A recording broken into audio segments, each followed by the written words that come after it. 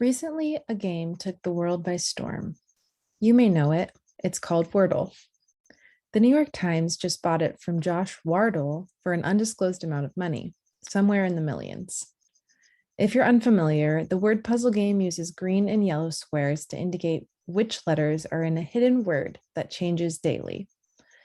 One of the fun parts about this game is the ability to share your score without revealing the hidden word. I share my score daily with my friends and family, which, believe it or not, has brought us closer together. While I'm a sold out advocate for this free game, my boyfriend was a late adopter. The first time he played was when I invited him to work on the puzzle together and realized he couldn't play the game because he was colorblind. I went into the settings and clicked colorblind mode, which easily changed the colors from yellow and green to blue and orange. He came to love the game and was then included in the Wordle group text. This is just one example of how an accessibility feature made a person with a visual impairment feel equally included in the fun and social connection. Colorblindness is just one of many examples of impairments that can affect a learner's experience. But there are four main categories of disabilities and impairments. They are visual, auditory, physical, and cognitive. In the next section, I'll explain each kind of impairment and the way that learners use assistive technology to overcome their challenges. First, visual impairment includes blindness, low vision, and color blindness. People with visual impairments use technologies such as text-to-speech, screen magnifiers, and screen readers to understand the information on a screen or page. Second, hearing impairment includes people with mild to severe hearing loss, also known as hard of hearing, as well as deaf people who have little to no hearing at all. People with hearing impairment utilize technologies such as speech to text, closed captioning, and vibrating phones and alarm clocks to understand spoken or auditory communication. Third, mobility impairment includes people with a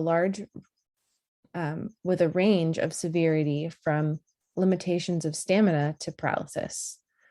People with mobility impairments include wheelchairs, ramps, lifts, voice recognition, and alternative keyboards or devices, depending on their specific impairment.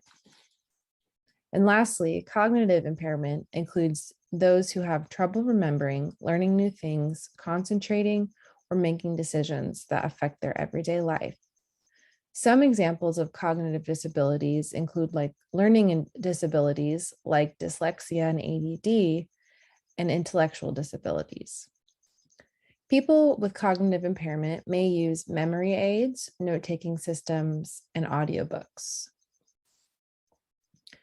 While there are very clear ways to adapt learning design to support the different kinds of assistive technologies, these best practices are unfortunately not universal. This can pose challenges for people who are reliant on these technologies for learning and communication. For example, when a website or a document does not use headings, bullet lists, and alt text on images, the audio from screen readers is cumbersome at best and incoherent at worst.